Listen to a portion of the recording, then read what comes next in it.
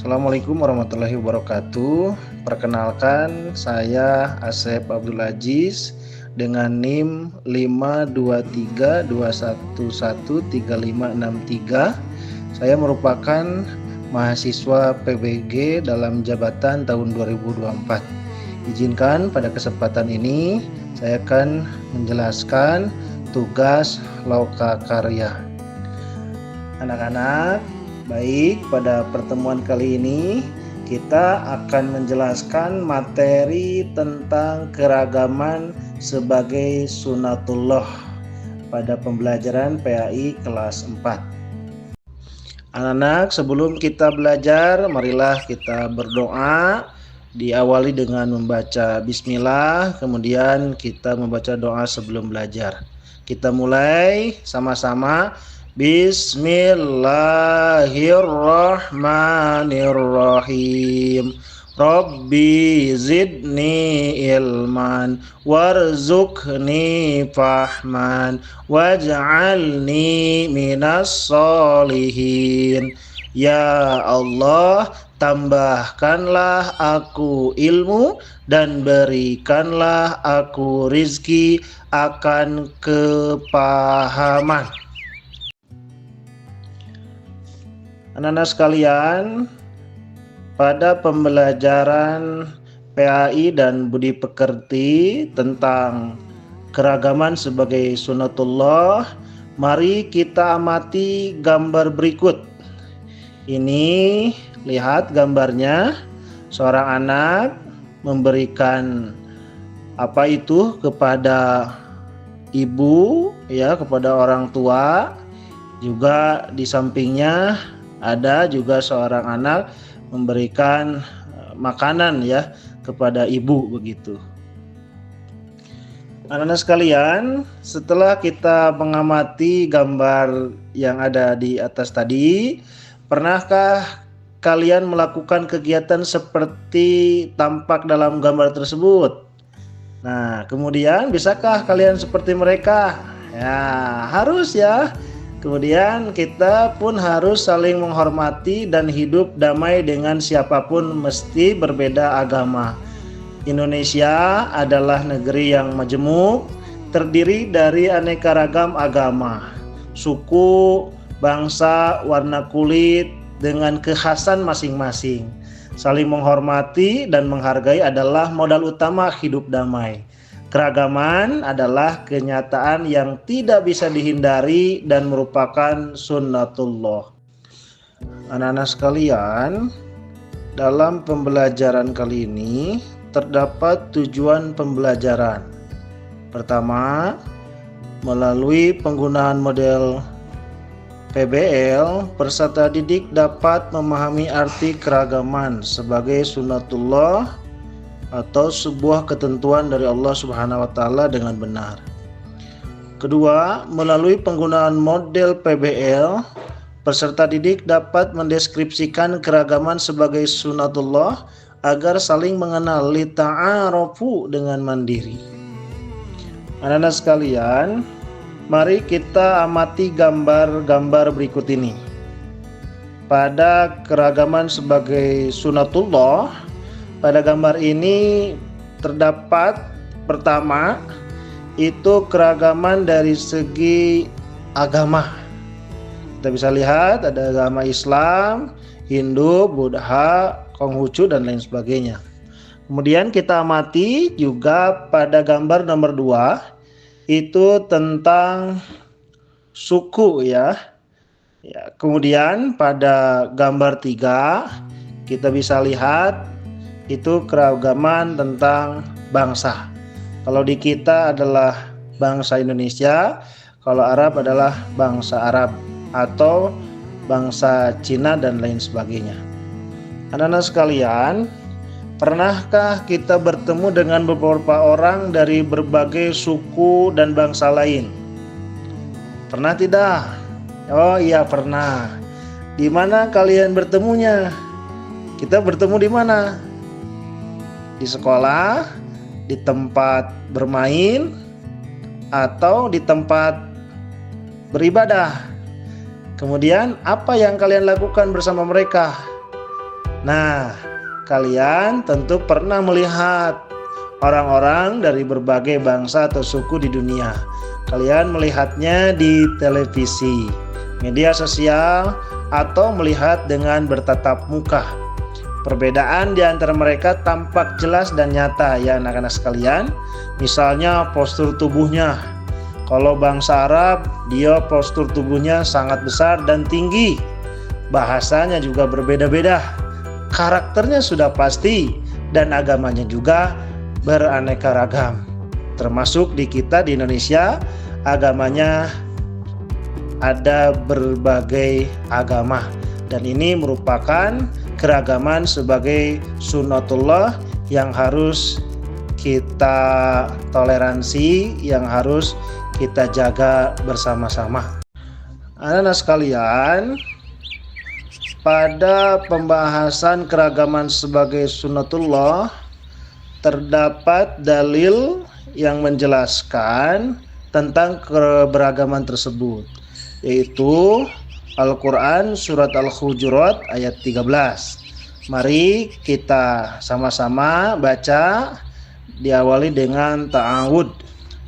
A'udzu billahi minasyaitonir rajim. Ya ayyuhan nasu inna khalaqnakum min dzakarin wa unsa wa ja'alnakum syu'uban wa qabaila lita'arafu inna akramakum indallahi atqakum innallaha alimun khabir. Sebagaimana artinya, hai manusia, sesungguhnya kami menciptakan kamu dari seorang laki-laki dan seorang perempuan, dan menjadikan kamu berbangsa-bangsa dan bersuku-suku, supaya kamu saling kenal mengenal. Sesungguhnya orang yang paling mulia di antara kamu di sisi Allah ialah orang yang paling takwa di antara kamu. Sesungguhnya Allah Maha Mengetahui lagi Maha Mengenal. Anak-anak sekalian, maksud dari Quran surat Al-Hujurat ayat 13 itu yaitu Allah menciptakan manusia itu dua jenis. Pertama adalah laki-laki, yang kedua adalah perempuan. Kemudian Allah pun menjadikan negara ini berbangsa-bangsa dan bersuku-suku. Tujuannya apa? Agar kita saling kenal mengenal. Berbangsa-bangsa sangat banyak, bersuku-suku pun sangat banyak. Hal ini menjadikan bahwasannya keberagaman sebagai sunnatullah yang harus kita jaga, yang harus kita hormati, yang insya Allah kita ini selalu menjaga toleransi dan keberagaman. Kemudian ayat berikutnya Allah menjelaskan pada kalimat yang berikutnya, inna akramakum indallahi atqakum, sesungguhnya orang yang paling mulia di antara kamu di sisi Allah, kata Allah, siapa? Indallahi atqakum, yaitu orang yang paling takwa di antara kamu. Nah, anak-anak sekalian, ciri-ciri orang yang bertakwa adalah orang yang selalu melaksanakan atiullah wa atiur rasul. Ketaatan kepada Allah seperti apa anak-anak sekalian? Ketaatan kepada Allah seperti melaksanakan sholat yang 5 waktu. Kemudian ketaatan kepada Rasulullah SAW seperti apa? Seperti kita meneladani uswah keteladanan dari bersikapnya Rasulullah yang sangat santun, kejujurannya. Nah, itulah yang harus kita teladani dari Rasulullah Shallallahu Alaihi Wasallam. Anak-anak sekalian, mari kita lihat pada LKPD berikut ini terdapat pengelompokan dari anak-anak sekalian semuanya. Kemudian kita perlu tahu anak-anak dari petunjuknya apa yang harus kita siapkan. Anak-anak nanti yang harus kita siapkan itu adalah 1 kertas manila, atau plano atau karton, yang kedua kertas origami, ketiga adalah spidol, keempat selotip atau lakban, dan kelima adalah lem. Kemudian anak sekalian, cara kerjanya bagaimana? Nah, setiap kelompok mendapatkan tugas untuk mencari informasi mengenai keragaman penduduk Indonesia, seperti keragaman bangsa, suku, dan agama. Kemudian yang kedua, hasil penulisan informasi ditulis di kertas origami dengan warna yang berbeda. Kemudian yang ketiga, kertas origami ditempel di kertas manila atau plano dengan tata letak yang menarik. Ini anak-anak pasti bisa ya, sangat kreatif. Kemudian yang keempat, setiap kelompok memajang kertas manila di dinding kelas. Yang kelima, setiap kelompok saling mengunjungi galeri kelompok lainnya. Dan yang keenam, pengunjung dan tuan rumah bisa tanya jawab tentang materi keragaman untuk menambah informasi. Nah, anak-anak sekalian, setelah melaksanakan kelompok ini, berdiskusi dengan teman-teman, mengerjakan LKPD ini, maka jangan lupa ditulis kesimpulannya di bawahnya dengan singkat, padat, dan jelas. Anak-anak sekalian, pada pembahasan berikutnya adalah tentang refleksi. Nah, ini refleksi ini adalah apa saja yang menjadi kesulitanmu dalam menyelesaikan tugas tadi, ya. Kemudian yang kedua, bagaimana cara kamu mengatasi hambatan tersebut? Kemudian pada bagian mana dari hasil pekerjaanmu yang dirasa masih memerlukan bantuan? Bantuannya seperti apa yang kamu harapkan? Kemudian yang keempat, hal apa yang membuatmu bersemangat saat belajar hari ini?